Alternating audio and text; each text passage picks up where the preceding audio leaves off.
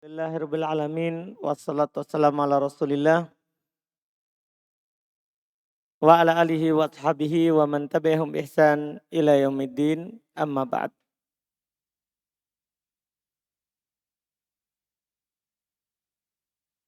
Alhamdulillah kita lanjutkan pelajaran sifat salat Nabi sallallahu alaihi wa ala alihi wasallam. Di hari ini pertemuan ketiga kita masuk di pembahasan takbir, yaitu masuk di awal bacaan dalam sifat salat, yaitu masalah takbiratul ihram. Apa hukum takbiratul ihram? Takbiratul ihram itu adalah merupakan rukun salat. Tidak ada salat yang sah tanpa takbiratul ihram. Tidak ada yang menyelisihi pendapat ini kecuali yang dinukil dari beberapa orang. Hanya saja pendapat itu sudah hilang dan dianggap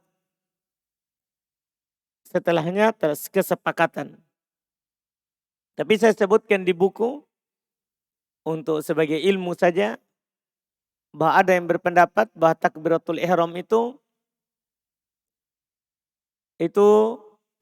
adalah bukan rukun. Ini dinukil dari Sa'id ibn al-Musayyab dan Al-Hasan al-Basri serta Al-Imam Az-Zuhri, Qatadah, Al-Hakam dan Al-Imam Al-Auza'i. Tapi ini orang-orang sebelum Imam 4. Sebelum Imam 4. Setelah itu Imam 4 menegaskan, dan itu yang dipegang oleh mayoritas ulama, bahwa takbiratul ihram itu adalah merupakan rukun salat. Berdasarkan dalil-dalil yang sangat banyak sekali.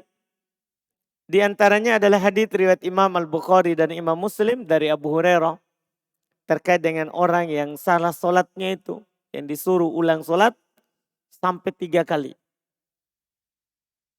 Disebutkan di buku di halaman 46. Kata Abu Hurairah, anna rajulan dakhala al-masjid fa shalla. Bahwasanya seorang lelaki masuk ke masjid, dia salat. Wa Rasulullah sallallahu alaihi wasallam fi nahiyatil masjid. Sementara Rasulullah sallallahu alaihi wasallam ketika itu berada di pojok masjid, itu di dinding masjid, duduk.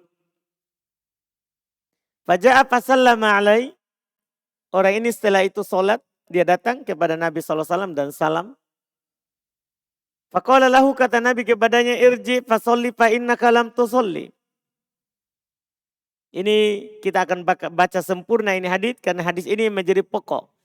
Semua yang disebutkan di hadis ini itu rukun. Itu adalah rukun salat, tidak sah tanpanya. Kita akan baca semua dulu walaupun akan datang nanti pembahasan sebagiannya. Jadi kata Nabi, irji fasolli fa innaka lam tusolli. Kembali kamu salat, sungguh kamu belum salat.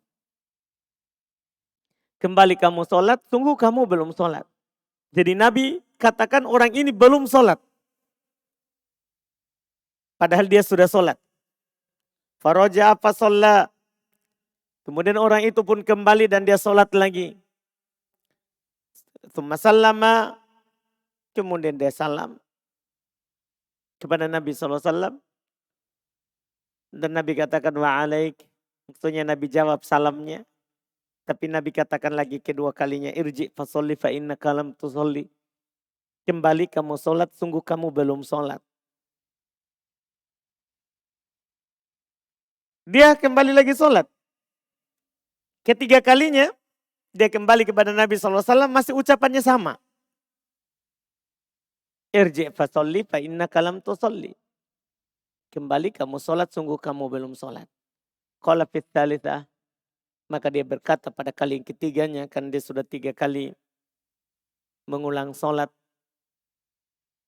Sudah 3 kali mengulang salat, dia berkata, fa'alimni.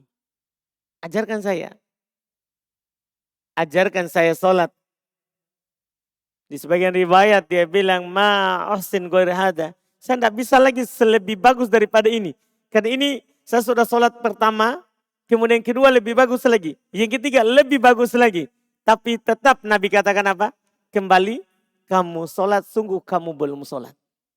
Ini semuanya menunjukkan bahwa namanya sholat itu akan diterima kalau sesuai dengan yang Nabi lakukan. Kalau tidak sesuai dengan yang Nabi lakukan maka tidak akan diterima. Karena orang ini sudah sholat 3 kali tapi Nabi bilang kembali kamu belum sholat. Sholatlah dulu. Sampai dia menyerah di kali ketiga. Dia berkata ajarkan kepada saya sholat. Nah, baru Nabi ajarkan. Qal kata Nabi idza kumta ila sholati fa'asbigil wudu. Kata Nabi kepadanya kalau kamu berdiri untuk sholat. Sempurnakan dulu wudhu. Itu yang paling pokok. Tumastakbilil kiblah. Setelah itu hadaplah ke kiblat. Hadaplah ke kiblat. Fakabbir. Ini poin kita sini.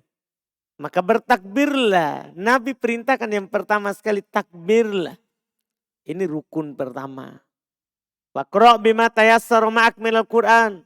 Baca apa yang mudah bersama kamu dari Al-Quran. Maksudnya Al-Fatihah. Apa yang mudah bagi kamu dari Quran ini maksudnya Al-Fatihah. Karena ini dikatakan oleh Nabi SAW di hadis yang lain nanti kita akan sebutkan di pembahasan Al-Fatihah. Tumarka hatta tatma'inna raki'ah. Kemudian kamu ruku sampai kamu tuma'nina di dalam ruku. Kemudian kamu ruku sampai kamu tuma'nina dalam ruku. Itu kata Nabi. Jadi ruku rukun sholat. Dan tuma'nina di ruku rukun sholat. Karena disebutkan di hadis ini. Iya.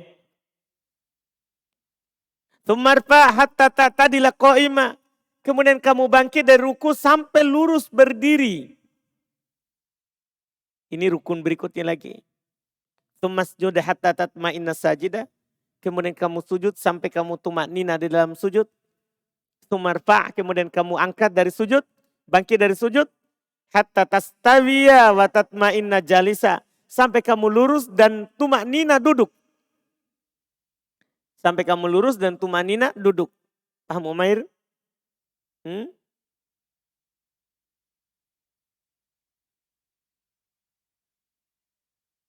Kenapa tanganmu?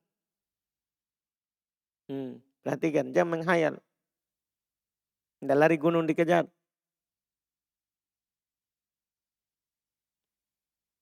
Jadi kata beliau kamu bangkit dari sujud yang pertama sampai lurus duduknya. Ini peringatan. Jadi tidak boleh duduk masih baru bangkit, masih miring langsung sujud. Tidak. Harus duduk lurus. Terus kata Nabi. Watatma'inna jalisa. Dan kamu tuma'nina duduk. Perhatikan itu. Jadi selalu tuma'nina dalam gerakan. Tumasjude. Kemudian kamu sujud lagi kedua. Berarti 2 kali sujud ini rukun sholat.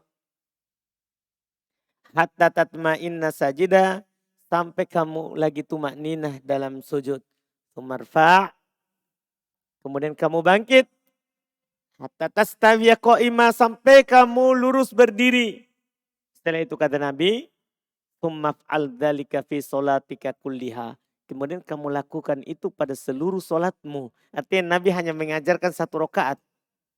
Rakaat kedua lakukan sama dengan rakaat pertama.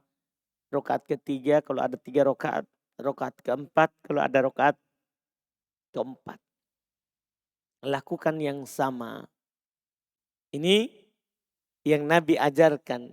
Di sini yang diajarkan adalah semua yang membuat sholatnya sah. Berarti ini rukun karena membuat sholatnya sah. Yang membuat sholatnya sah. Ini dalilnya. Ditambah lagi ada hadis lain. Nabi SAW bersabda. Miftahus sholat at-tahur. Wa tahrimuhat takbir. Wa tahliluhat taslim. Kunci daripada sholat itu adalah bersuci. Pengharamannya adalah takbir. Penghalalannya adalah taslim. Jadi yang disebutkan pertama takbir. Ini yang disebutkan. Dan banyak lagi hadis-hadis yang lain. dan banyak lagi hadis-hadis yang lain. Kemudian di halaman 49, iya, memulai sholat itu dengan lafaz Allahu Akbar. Tapi bagaimana kalau ada yang memulai dengan selain lafaz Allahu Akbar? Di situ anak katakan sepakat para ulama bahwa siapa yang membuka sholatnya dengan lafaz Allahu Akbar, maka dia telah memulai sholatnya. Siapa yang membuka sholatnya dengan Allahu Akbar, maka dia telah memulai sholatnya. Kemudian para ulama berselisih pendapat. Boleh nggak memulai dengan selain lafaz Allahu Akbar?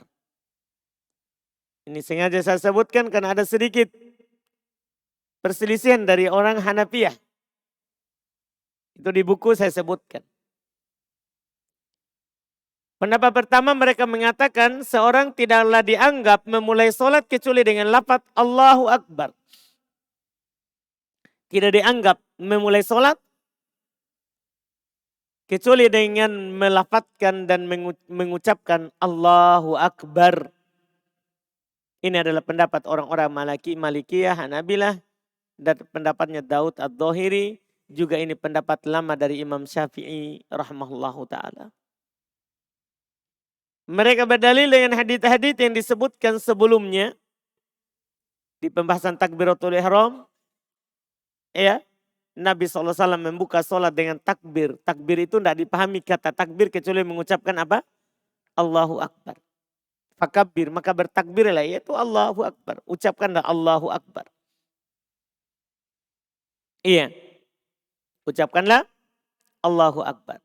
Sementara pendapat kedua, bahwa teranggap telah masuk dalam sholat siapa yang mengucapkan Allahu Akbar. Allahul Akbar. Pakai al. Allahul Akbar. Kan selama ini kita bilang dengar Allahu Akbar. Kalau dianggap kalau dia ucapkan Allahul Akbar. Pakai al. Allahul Akbar. Berarti al-akbarnya pakai al. Alasan mereka katanya al pada kata al-akbar tidak merubah bangunan sebuah kata dan tidak pula mengubah maknanya. Artinya ada Allah atau tidak sama saja. Iya. Hanya saja katanya memberikan faedah ta'rif ke pemakrifatan. Ya dalam pelajaran bahasa Arab. Ini katanya pendapat orang Syafi'iyah disandarkan oleh Imam Nawawi kepada mayoritas ulama. Kalau yang ini mending sedikit ini, boleh dimasukkan al. Allahu Akbar. Jadi kalau kita bilang Allahul Akbar. Jadi kalau kita pisah Allahu Akbar. Boleh. Katanya. Iya. Pendapat ketiga, mereka mengatakan teranggap telah masuk dalam sholat siapa yang mengucapkan setiap dari nama Allah. Ini lebih luas lagi. Ini jauh sekali yang ini. Siapa saja yang mengucapkan lafaz nama Allah, maka telah dianggap masuk dalam sholat. Iya. Dia bilang Allahul Azim, Allahul Kabir, Allahul Jalil, Subhanallah, Alhamdulillah, La ilaha illallah. Jadi kalau ada orang mulai sholat dia bilang La ilaha illallah. Berarti sudah sholat. Sudah masuk dalam sholat. Ini pendapat ketiga. Iya. Ini adalah pendapat Al-Hakam dan Abu Hanifah. Serta keumuman pengikutnya. Hati-hati. Ini pendapat Abu Hanifah dan keumuman dari pengikutnya Abu Hanifah. Iya. Dalilnya tidak main-main ini. Dalilnya Quran. Dalilnya Quran. Katanya Allah Subhanahu wa taala berfirman, "Wa dzakara asma rabbih fasalla." Dia sebut nama Rabbnya maka dia salat. Dia sebut nama Rabbnya maka dia salat. Dibilang di sini dia sebut nama Rabbnya. Berarti nama Allah kan banyak. Paham pendalilannya? Ini pendalilan dengan Quran. Gimana cara nanti antum membantahnya? Kan begitu. Karena Quran. Iya. Cuman di situ saya katakan di halaman 51. Akan tetapi pendalilan dengan ayat ini tidaklah tepat. Para ahli tafsir dan selain mereka sepakat bahwa diinginkan dalam ayat ini bukanlah takbiratul ihram. Bahkan tidak ada hubungannya dengan takbiratul ihram. Dalam ayat ini disebutkan dia mengingat Robnya dan sholat. Dia mengingat Robnya dan sholat. Iya kan? Wadakaro. Dia mengingat isma Rabbih. Nama Robnya dan dia sholat. Artinya dia sholat beda. Dia ingat Allah, dia punya pencipta, maka dia sholat.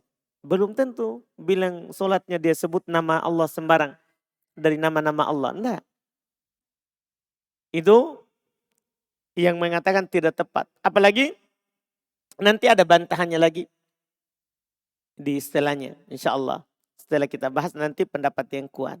Tapi mereka juga kita bahas lagi dalil yang lain. Masalahnya mereka juga punya dalil lain ini.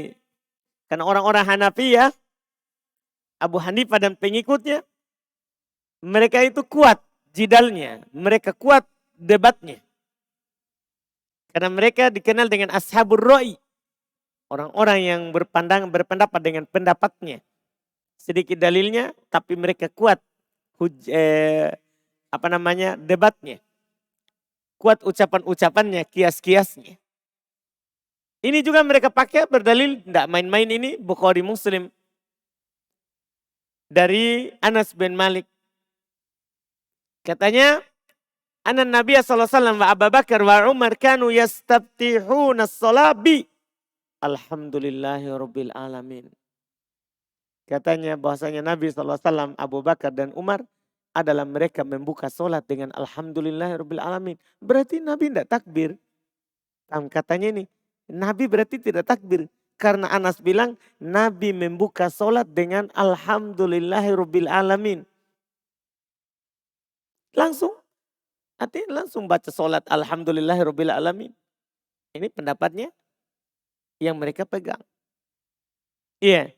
Hanya saja perlu diketahui juga bahwa hadis tersebut datang dengan lafaz lain dalam riwayat Imam Ahmad, Abu Daud, Imam Tirmidzi serta disahihkan oleh Syekh Albani dalam Sahih Sunan Abu Daud dan At-Tirmidzi. Kanu yastaftihunal qiraah. Ini bantahan kalau hadis ini. Kanu yastaftihunal qiraah bi alhamdulillahirabbil alamin. Di sini bukan membuka solat, membuka bacaan solat dengan alhamdulillahirabbil alamin tanpa basmalah. Dipahami ini maksudnya. Jadi bukan membuka solat. Lihat dulu riwayat-riwayatnya supaya lebih jelas. Iya. Ini pendapat. Sekarang mana pendapat yang kuat? Di halaman 52. Pendapat yang paling kuat. Kita lihat di sini, nanti kita akan paham kenapa kita tidak kuatkan pendapat yang lain. Adapun pendapat terkuat dari 3 pendapat di atas adalah pendapat pertama yang mengatakan bahwa dalam solat itu seorang akan dianggap telah masuk kalau ucapkan Allahu Akbar. Tidak pakai al. Dan pendapat inilah yang dipilih oleh kebanyakan para ulama madhab Malikiyah, Hanabilah, Daud Ad-Dhahiri dan pendapat lama dari Imam Syafi'i. Dan dipilih oleh Ibnul Qayyim. Dan ini pendapat yang datang dari Nabi SAW. Tidak pernah dinukil dari Nabi belum mengucapkan selain ucapan Allahu Akbar. Tidak pernah. Anggaplah tadi dalil dengan ayat. Wadakara asma rabbihi fasalla. Dia sebut nama Rabbnya maka dia sholat. Anggaplah ayat itu. Yang dia sebut adalah Allahu Akbar. Karena Nabi tidak pernah mengucapkan selain lafaz apa? Allahu Akbar. Dimulai dari belum sholat sampai meninggal. Itu tidak pernah dengan lafaz lain. Itu menunjukkan nama Rabbnya yang disebut adalah apa? Allahu Akbar.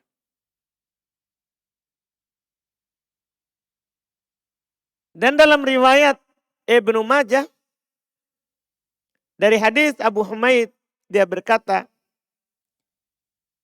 kana Rasulullah sallallahu alaihi wasallam idza qama ila sholati istaqbalal qiblah. Adalah Rasulullah sallallahu alaihi wasallam apabila beliau berdiri salat maka belum menghadap kiblat. Wa rafa'a yadayhi, dan belum mengangkat kedua tangannya. Belum mengangkat kedua tangannya. Waqala, dan berkata, lihat, mengangkat kedua tangannya dan berkata, Allahu Akbar. Ini sangat jelas sekali. Ini kan yang Nabi lakukan. Orang silakan berpendapat.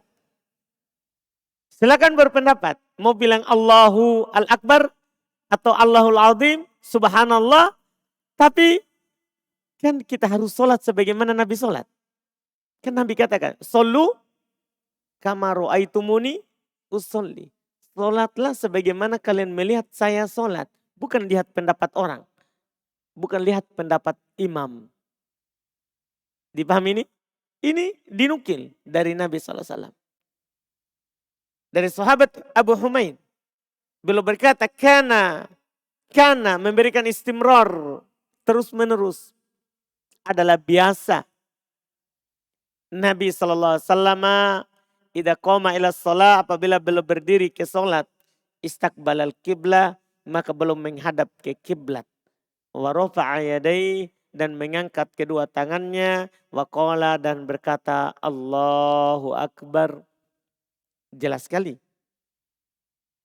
Demikian pula hadis yang dikeluarkan oleh Al-Imam Al-Bazzar dari Ali bin Abi Thalib radhiyallahu taala anhu.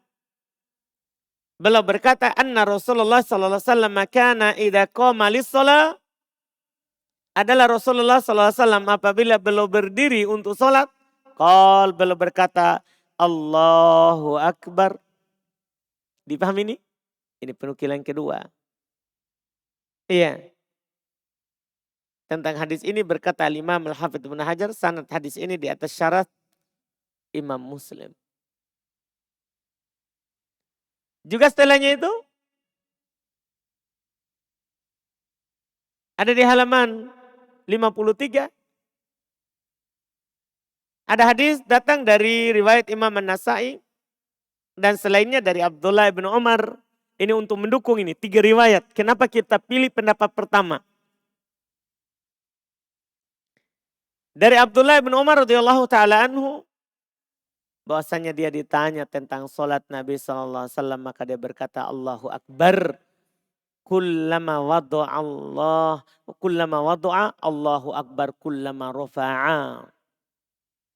Ketika beliau ditanya bagaimana salat Nabi sallallahu alaihi wasallam, beliau berkata Allahu Akbar setiap kali turun, Allahu Akbar setiap kali naik. Jadi maksudnya turun ruku Allahu Akbar. Turun sujud Allahu Akbar. Bangkit dari sujud Allahu Akbar. Naik dari sujud kedua Allahu Akbar. Itu sholatnya Nabi. Iya, ini kata Ibnu Umar. Maka hadis-hadis ini hadis sahih kan oleh Syekh Muqbil, dan ini pendapat dipilih oleh Ibnu Qudamah, Ibnu Taimiyah, juga Ibnu Qayyim rahimahullahu taala. Iya.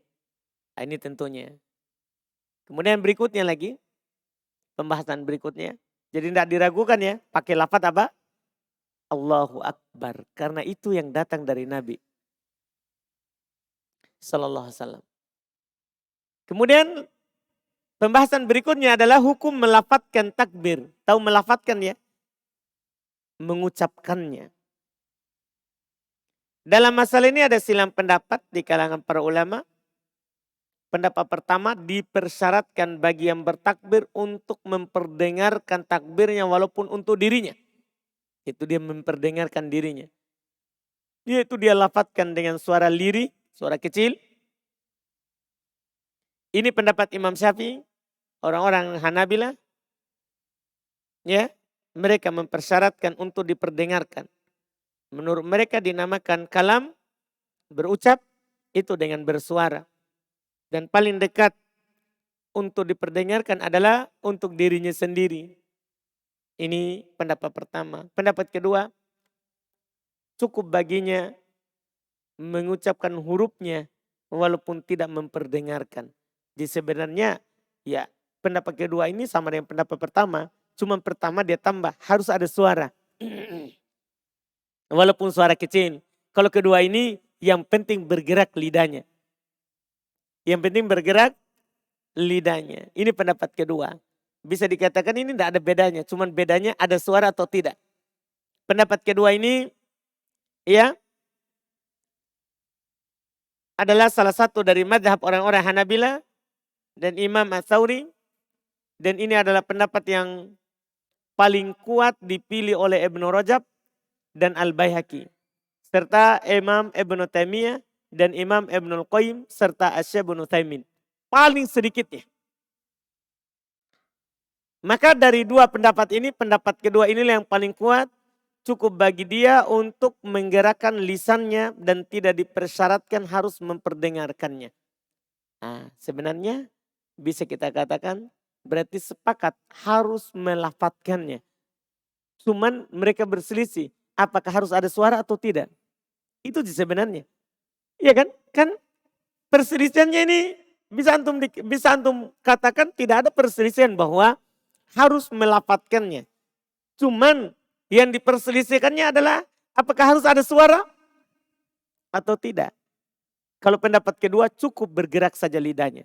Berarti semuanya bersepakat tidak sah sholat kalau dalam hati. Kapan ada orang sholat takbir di hati tidak bergerak bibirnya. Tidak bergerak bibirnya. Tidak sah sholatnya. Dia belum masuk sholat. Karena yang paling sedikit dari pendapat ulama adalah bergerak lidahnya. Paham ini kan? Itu yang harus diperhatikan. Ini dalam takbir. Kemudian masalah berikutnya adalah mengangkat tangan saat takbiratul ihram. Di situ saya katakan sepakat para ulama bahwa mengangkat kedua tangan ketika takbiratul ihram adalah disyariatkan. Tidak ada silang pendapat. Akan disyariatkannya mengangkat tangan saat takbiratul ihram.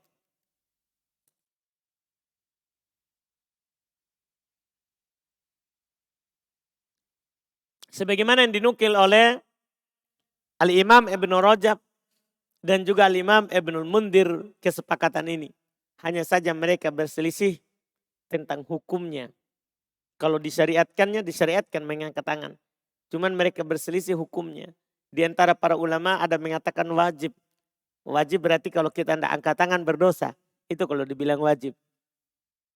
Kalau ada orang takbir saja tanpa angkat tangan berdosa. Berdosa. Ini pendapat pertama. Iya, ini adalah pendapat Imam Al-Auza'i, Al-Humaidi, Ali ibn al-Madini, Abu Bakar, Ibn Abu Syaibah, Ibn Abi Syaibah, Daud Ad-Dhahiri, dan Ibn Hazm Ad-Dhahiri, dan selain mereka. Mereka berdalil dengan hadits Abdullah bin Umar yang diriwayatkan oleh Imam Al-Bukhari dan Imam Muslim. Dia berkata, kana yarfa'u yadai hadba mankibai.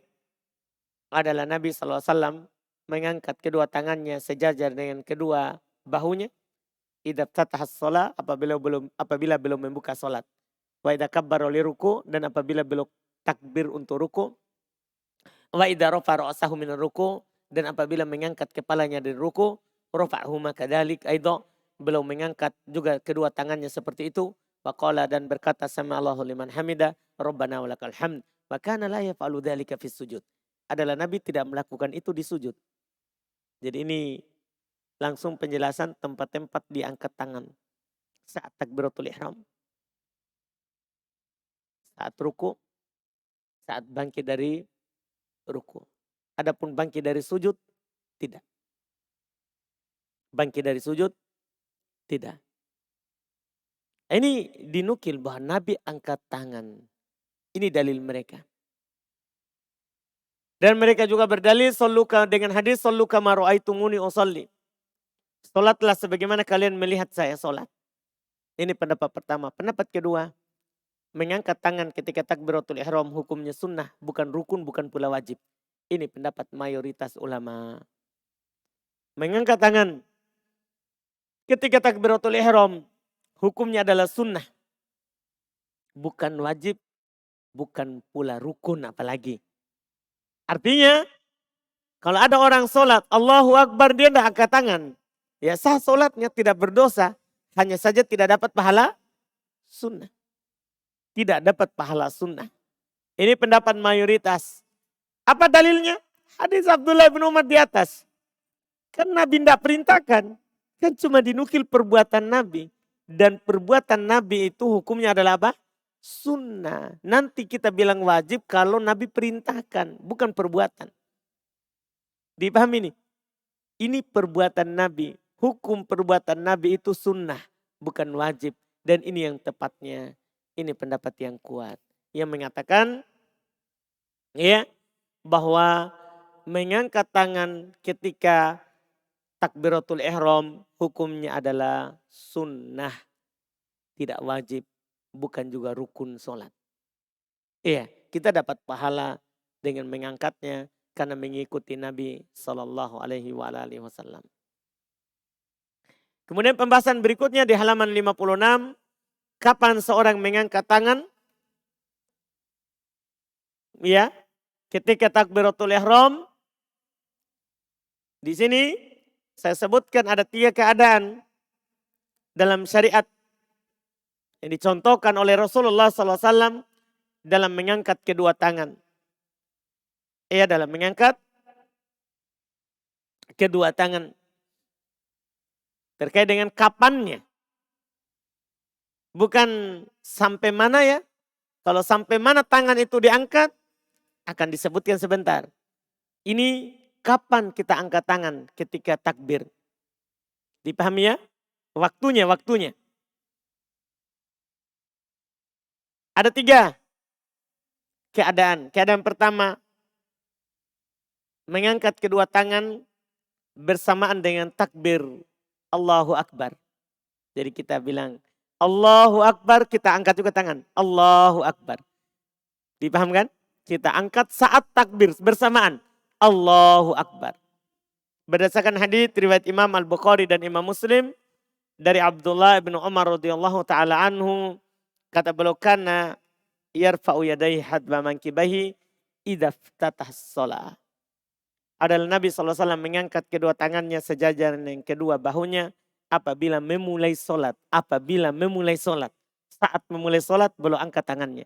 Ya saat memulai sholat, saat mengucapkan apa? Allahu Akbar. Juga ada hadis dari Ibnu Umar riwayat Imam Al-Bukhari. Beliau berkata karena Rasulullah SAW yarfa'u, ini lebih jelas ya. Karena Rasulullah SAW yarfa'u yadayhi hina yukabbir. Pakai kata hina. Lebih jelas. Adalah Rasulullah SAW belum mengangkat kedua tangannya ketika bertakbir. Ketika bertakbir. Allahu Akbar. Dipahami ya? Lafaz. Ini cara yang pertama, ini dipilih oleh Imam Ahmad, Imam Syafi'i. Makanya orang-orang Syafi'i itu bersamaan. Takbirnya sama angkat tangan. Allahu Akbar. Karena mereka pilih ini yang pertama ini. Iya. Dan Ibnul Madini bahkan pendapat ini disandarkan kepada mayoritas ulama. Keadaan kedua, mengangkat kedua tangan sebelum bertakbir. Jadi angkat dulu, baru bertakbir. Allahu Akbar. Diangkat dulu. Diangkat dulu tangannya, baru bertakbir. Allahu Akbar. Dia angkat. Allahu Akbar. Jadi tangannya sudah di dada. Allahu Akbar. Diangkat dulu. Allahu Akbar. Ini berdasarkan hadis Abdullah bin Umar. Yang diriwayatkan oleh Imam Muslim. Rahimahullahu ta'ala. Beliau berkata, karena Rasulullah SAW idha qoma lis-sholah. Rafa'a yadayhi hatta takuna hadwa mankibayhi thumma. Lihat lafadznya. Thumma yukabbir. Fokus di situ.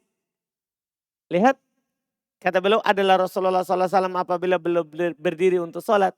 Belum mengangkat kedua tangannya sampai sejajar dengan kedua bahunya. Thumma yukabbir. Kemudian setelah itu bertakbir. Kata thumma itu setelah.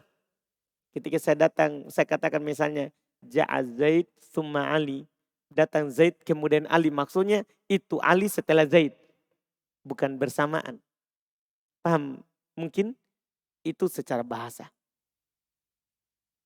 Jadi belum angkat tangan dulu. Baru Allahu Akbar. Ini kedua. Ketiga. Mengangkat kedua tangan setelah takbir. Lawan dari kedua. Kalau pertama kan bersamaan. Yang kedua angkat dulu baru takbir. Kalau yang ini takbir dulu baru angkat. Dia Allahu Akbar baru diangkat. Paham ini modelnya? Jadi yang pertama Allahu Akbar. Kedua gimana? Angkat dulu. Allahu Akbar. Ketiga ini Allahu Akbar baru diangkat tangannya. Ini ketiga. Ini hadits berdasarkan hadits dari Malik ibn al-Huwairits, riwayat Imam Muslim. Coba antum lihat ya, semua hadis yang sahih. Bukhari, Muslim. Iya. Katanya, anna Rasulullah sallallahu alaihi wasallam idza kabbara rafa'a yadayhi. Takbir dulu baru mengangkat tangan. Adalah Rasulullah sallallahu alaihi wasallam apabila beliau bertakbir, beliau angkat tangannya. Jadi takbir dulu baru beliau angkat tangannya. 3 contoh ini anak katakan di situ. 3 cara yang dicontohkan oleh Nabi sallallahu alaihi wasallam ini boleh kita lakukan kadang ini dan kadang yang lain. Kalau kita bisa lakukan 3-tiganya maka kita dapat pahala sunnah sempurna. Maksudnya kadang kita sholat Allahu Akbar baru angkat tangan. Kadang juga kita angkat tangan dulu baru Allahu Akbar. Kadang juga bersamaan Allahu Akbar. Kalau kita lakukan itu maka kita sempurna dalam mengikuti sunnah. Karena kalau sunnah itu ketika banyak yang diajarkan dan kita lakukan semuanya maka akan sempurna. Sebagaimana dikatakan oleh Syekh Al-Albani rahimahullahu ta'ala. Ini terkait dengan kapan waktu mengangkat tangan. Berikutnya lagi di halaman 58, batas kedua tangan diangkat. Maksudnya sampai mana itu tangan diangkat. Dalam hal ini ada 2 pendapat, tapi sebenarnya 2 pendapat ini bisa dikompromikan. Cuman para ulama madhab berbeda dalam memilih sampai mana. Kita lihat, baru kita akan lihat apa yang kuat. Ada silang pendapat dalam masalah ini. Yang mana nanti ujungnya kita tidak jadi silang pendapat. Yang benarnya bisa semua dilakukan. Tapi kita lihat dulu. Pertama, dia mengangkat kedua tangannya hingga sejajar dengan kedua bahunya. Jadi sejajar dengan bahu. Bukan di sampingnya ya, tetap di depan. Tetap di depan angkat tangannya. Bukan kita angkat, kasih sejajar begini. Iya, ini udah anu. Iya kan, bukan. Maksudnya tetap di depan. Tapi sejajar dengan bahu. Sejajar dengan bahu. Iya. Ini pendapat pertama. Pendapat ini yang bilang sejajar dengan bahu. Ini mayoritas ulama madhab. Mayoritas ulama madhab. Jadi ingat ya. Mengangkat tangan itu sunnah yang lain. Terus sejajar dengan bahu atau sejajar dengan nanti daun telinga. Itu sunnah yang lain juga. Jadi kalau ada orang yang angkat tangan sudah melakukan sunnah. Sekedar angkat tangan. Walaupun dia angkat sampai perutnya dia bilang. Kan ada orang masuk sholat dia bilang. Dia pelit sekali. Dia tidak sampai ke sini. Tidak sampai ke sini. Dia hanya angkat saja. Begitu. Paham kan? Sudah mendapatkan sunnah tapi sunnah mengangkat tangan. Bukan sunnah yang sejajar lagi. Kan itu sunnah yang kedua lagi. Iya. Jadi sunnah berikutnya ini. Diangkat sejajar dengan bahu. Ini pendapat dikatakan mayoritas ulama madhab memilih yang ini. Sejajar dengan bahu. Itu mayoritas. Berdalil dengan hadits riwayat Bukhari Muslim. Dari Abdullah bin Umar. Hadis sudah lewat tadi.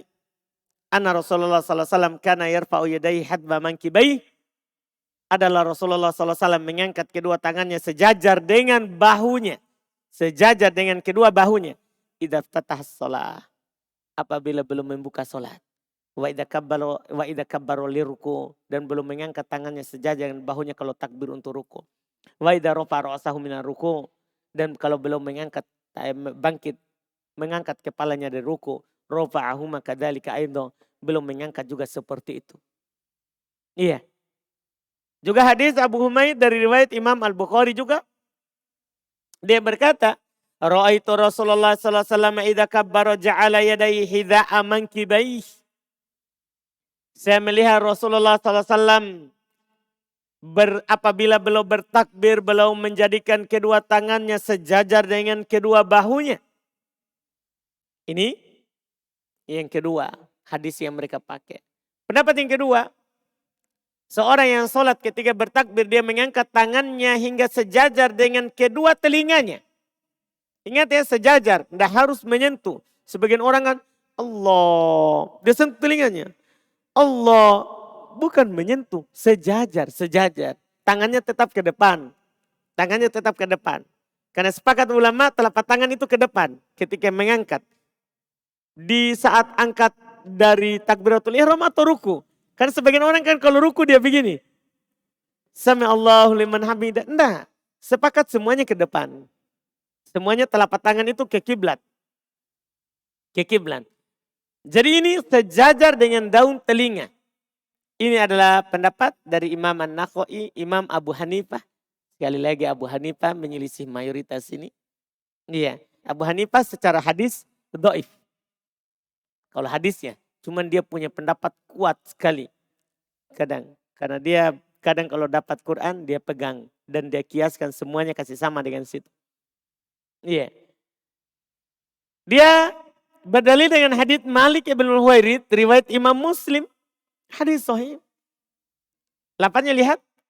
Anna Rasulullah sallallahu alaihi wasallam idza kabbara rafa'a yadayhi hatta yuhadiya bihima udunayhi. Wa idza raka'a rafa'a yadayhi hatta yuhadiya bihima udunayhi. Lihat bahwasanya Rasulullah sallallahu alaihi wasallam apabila beliau bertakbir, beliau mengangkat kedua tangannya sampai sejajar dengan kedua telinganya. Sejajar, bukan sampai kedua telinganya. Kan orang kadang angkat sampai kedua telinganya, dia bilang begitu. Sampai ke telinga, bukan. Sejajar dengan kedua telinga. Bukan sampai kedua telinga. Nah, kalau sampai kan berarti harus sentuh. Enggak, ini sejajar. Dengan kedua daun telinga. Dan belum mengangkat juga hal itu ketika bangkit dari ruku. Dan ketika ruku. Dalam lafaz lain riwayat Imam Muslim, itu dari riwayat Muslim juga, riwayat lain lagi.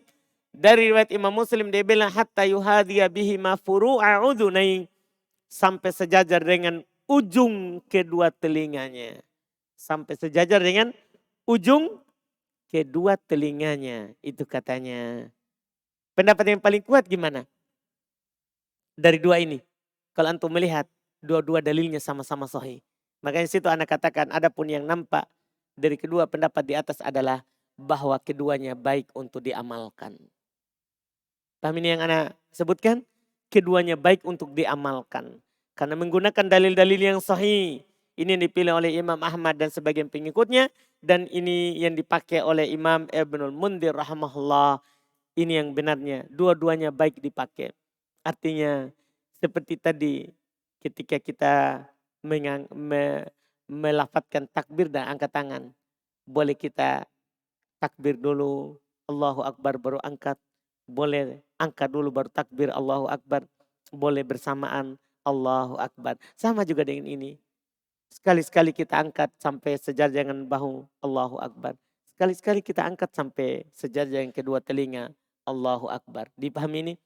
Ini lebih bagus. Ini lebih baik karena menggugurkan hadis sahih itu susah. Beda kalau do'if. Do'if karena memang dibuang. Apalagi para ulama menjelaskan kalau ada hadis yang kelihatannya bertentangan, langkah pertama kompromikan. Satukan hadis itu. Nah, di sini cara menyatukannya. Kadang kita melakukan ini, kadang itu. Dipahami ini? Nanti kalau tidak bisa disatukan, baru lihat tanggalnya. Mana yang duluan, mana yang belakangan. Ketika antum tahu mana yang duluan, berarti ini dihapus. Yang belakangan itu yang menghapusnya. Antum amalkan yang terakhir. Kalau tidak ditahu juga tanggalnya, maka tarjih, pilih salah satunya. Mana yang lebih kuat. Kalau tidak ditahu juga, tawakuf, antum diam. Jangan amalkan yang mana saja dari dua itu. Sampai antum dapat ilmunya. Tidak boleh sembarang kita amalkan kalau kita tidak jelas. Sampai antum tanyakan, ini ada dua dalil yang bertentangan. Mana yang kuat? Tanya orang yang alim. Dia jelaskan nanti baru antum amalkan. Kalau tidak tahu, diam, jangan berbicara. Dipahami ini? Ini yang masalah kalau ada perselisihan pendapat. Kemudian, masalah berikutnya lagi di halaman 60. Karena ini pembahasan sifat sholat dan kita bahas rinci. Sengaja seperti itu. Iya, karena terkait dengan hal yang kita lakukan sehari-hari. Jadi di sini disebutkan rinci itu dari takbir sampai salam. Bahkan pendapat juga, kalau ada berpendapat juga saya sebutkan. Supaya kalau kita lihat orang tidak aneh kelihatan. Kita langsung tahu, oh itu pendapatnya Malikiyah atau pendapatnya Syafi'iyah. Jadi antum langsung tahu. Bahkan antum tahu dalilnya. Antum tahu dalilnya. Dalilnya ini tapi doif. Kan bisa antum jelaskan nanti. Iya.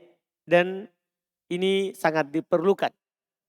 Sangat diperlukan supaya kita tidak ta'assub. Tidak fanatik kelompok. Karena kadang kalau kita hanya tahu satu, kita akan menyalahkan semua orang. Wah, itu bid'ah itu berarti. Karena yang saya tahu tidak begitu. Nah, itu bahayanya. Nah, setelah kita tahu semua ini, dia punya dalil, ada imamnya, kita tidak sembarang bilang bid'ah. Nah, sekarang keadaan jari jemari ketika mengangkat tangan. Ini tadi kan kita angkat tangan. Ini jari kita apakan? Kita angkat dalam keadaan dikepakan atau dibuka. Saat dibuka apakah direnggangkan atau dirapatkan seperti biasa atau bagaimana? Iya. Dalam hal ini bagaimana keadaan jari jemari ketika mengangkat kedua tangan. Apakah jari direnggangkan atau jari dirapatkan? Dalam masalah ini terdapat silang pendapat di kalangan para ulama. Pendapat pertama, keadaan jari jemari, tangan direnggangkan ketika mengangkat kedua tangan. Perhatikan ya, direnggangkan. Artinya kita angkat begini, direnggangkan jarinya. Allahu Akbar. Ini ada kita lihat di masyarakat. Orang angkat dia renggangkan. Iya. Ini adalah pendapat orang-orang Syafi'iyah. Makanya di masyarakat direnggangkan. Paham ya? Ini pendapat siapa? Orang Syafi'iyah. Mereka berdalil dengan hadits yang diriwayatkan oleh Imam Tirmidzi dari Abu Hurairah. Dia bertutur, karena Rasulullah SAW idza kabbara nasyara asabi'ahu. Perhatikan dalilnya. Adalah Rasulullah SAW apabila beliau bertakbir maka belum merenggangkan jari-jarinya. Nasyaro, dia sebarkan, dia renggangkan. Paham ya? Ini yang disebutkan. Paham Umair? Alhamdulillah. Iya. Tapi di situ lihat keterangan anak di bawah situ. Tapi hadis ini dhaif. Yang merenggangkan dhaif. Dan saya biasanya kalau dhaif dibiasakan terangkan kenapa dhaif. Karena orang kalau kita bilang dhaif saja kadang sulit dia terima. Masa dhaif, nah ini imam yang berpendapat. Paham ya? Jadi harus kasih tahu juga alasan dhaifnya. Makanya di buku sengaja saya sebutkan hadis ini dhaif. Karena pada sanadnya terdapat perawi yaitu yang meriwayatkan hadis yang bernama Yahya ibnul Yaman. Jelek hafalannya. Iya. Dan didhaifkan oleh Syekh Al-Albani rahimahullah dalam Sunan At-Tirmidzi. Ini pendapat pertama, dalilnya dhaif. Pendapat kedua, disunahkan untuk meluruskan jari ke atas dan merapatkannya ketika mengangkat tangan saat takbir. Disunahkan untuk luruskan ke atas. Ya, luruskan ke atas dan tentunya lurus ke atas ya rapat. Paham ya? disebutkan. Ini adalah pendapat orang-orang Hanabilah. Mereka berdalil dengan hadis riwayat Imam Ahmad. Imam Ahmad banyak beliau sebutkan, di situ ada anak tulis nomornya. Nomor 8875. Ya, beliau juga sebutkan di nomor 10.491, 10.492, juga Abu Daud, At-Tirmidzi. Di situ lengkap nomornya karena gampang pembahasan nomor, bukan menunjukkan jagonya itu nomor. Iya, karena nomor itu gampang dicari di percetakannya. Iya. Tapi intinya kita tahu sahih atau dhaif. Bukan nomor, sahih atau dhaif. Iya. Ini riwayat Imam Tirmidzi juga serta disahihkan oleh Syekh Al-Albani. Disahihkan oleh Syekh Al-Albani rahimahullah dalam Sunan Abu Daud dan Sunan Tirmidzi dari Abu Hurairah. Inilah dia sahabat yang sama. Tadi Abu Hurairah dia renggangkan. Ini Abu Hurairah tidak renggangkan. Tapi ini sahih dan yang meriwayatkannya lebih banyak. Kalau tadi yang meriwayatkannya siapa? Nah, Imam At-Tirmidzi saja. Kalau ini juga jadi berarti Imam Tirmidzi punya dua riwayat. Ini harus antum tahu. Kalau orang hanya mendukung satu pendapat, dia akan menukil pendapat riwayat Imam Tirmidzi yang satu saja. Tidak yang ini. Tapi Imam Tirmidzi membawakan dua riwayat untuk menjelaskan ada riwayat yang salah, ada riwayat yang benar. Dipahami ini? Tadi riwayat yang salah karena rawinya tidak sahih. Jelek hafalannya. Kalau ini riwayat Imam Tirmidzi juga disahihkan oleh Syekh Albani. Anna Rasulullah sallallahu alaihi wasallam kana idza qama fi shalah rafa'a yadayhi madda. Adalah Rasulullah sallallahu alaihi wasallam apabila beliau berdiri salat belum mengangkat tangannya madda dengan membentangkan tangannya ke atas, meluruskannya. Dipahami ini? Tidak ada kata nasyara. Tidak ada kata direnggangkan. Maka ya dari ini lihat dalilnya. Tapi ada juga pendapat lain. Pendapat yang ketiga, tidak direnggangkan dan tidak dirapatkan. Artinya diberikan keluasan dalam hal tersebut. Ini pendapat orang-orang Hanafiyah. Wah, Abu Hanifah pengikutnya. Ya. Mereka berdalil dengan hadits Abu Hurairah yang disebutkan pada pendapat kedua. Sama dalilnya, dia berdalil yang pendapat kedua itu, hadis yang ada di pendapat kedua. Dalam hadis itu katanya hanya dikatakan dibentangkan. Berarti menunjukkan bisa direnggangkan atau dirapatkan. Iya kan? Dan pendapat ini, yang ketiga ini lebih kuat dari sisi pendalilan. Kan cuma dikatakan madda. Dibentangkan ke atas. Tidak ada kata merapatkan. Berarti diberikan keluasan. Yang penting ke atas. Yang penting apa? Ke atas. Kan tidak ada dibilang. Kalau yang bilang dipastikan merenggangkan, do'if. Tapi kalau berpendapat dia bilang dibentangkan ke atas. Dibentangkan ke atas. Berdalil dengan hadis dan pendapat kedua. Ini juga ada sisi yang kuatnya. Ada sisi yang kuatnya. Artinya kalau ada orang angkat tangan yang penting lurus ke atas. Apakah renggang sedikit? Ya, atau dia rapatkan. Semuanya diberikan keluasan. Semuanya diberikan keluasan. Pendapat ketiga ini yang lebih bagus. Ini yang lebih bagus. Jadi kita tidak menyalahkan yang pertama. Juga tidak menyalahkan yang kedua. Dipahami mungkin?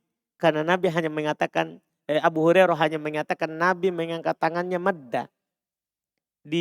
Bentangkan ke atas.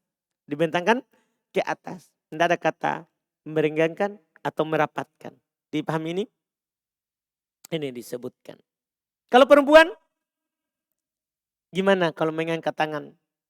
Ya, ini yang terakhir untuk hari ini. Kita tutup dengan pembahasan mengangkat tangannya perempuan. Ada silang pendapat dalam hal ini. Ya, bagi perempuan. Ada yang mengatakan pendapat pertama, seorang perempuan mengangkat tangannya sebagaimana laki-laki mengangkat tangannya sama. Yaitu sampai ke bahu atau sampai ke sejajar dengan telinga atau sejajar dengan bahu. Ini pendapat Imam Syafi'i. Ya, Al-Auza'i. Karena sebuah kaidah dalam usul fikih mengatakan asal pensyariatan antara laki-laki dan perempuan itu sama. Kecuali ada dalil yang mengkhususkannya. Tapi di sana juga ada orang berpendapat seorang perempuan mengangkat tangannya hingga batas dadanya saja. Tidak lebih dari itu. Ini pendapat Hammam dan Ishaq ibn Rohawai. Alasan mereka kalau diangkat lebih tinggi akan tersingkap katanya auratnya. Akan tersingkap auratnya kalau diangkat lebih tinggi. Tapi pendapat yang kuat adalah pendapat yang pertama. Pendapat Imam Syafi'i yang mengatakan sama. Yang mereka kemukakan di atas. Dan pendapat ini pula yang dipilih oleh Asy-Syaikh Ibnu Utsaimin. Kan tidak ada dalil yang membedakan perempuan dalam mengangkat tangan. Tidak ada dalil yang membedakan perempuan dalam mengangkat tangan. Akhirnya hukumnya berarti sama. Hukumnya berarti sama. Kemudian berikutnya insya Allah ya setelah diangkat maka kita letakkan tangan kanan di atas tangan kiri yaitu bersedekap.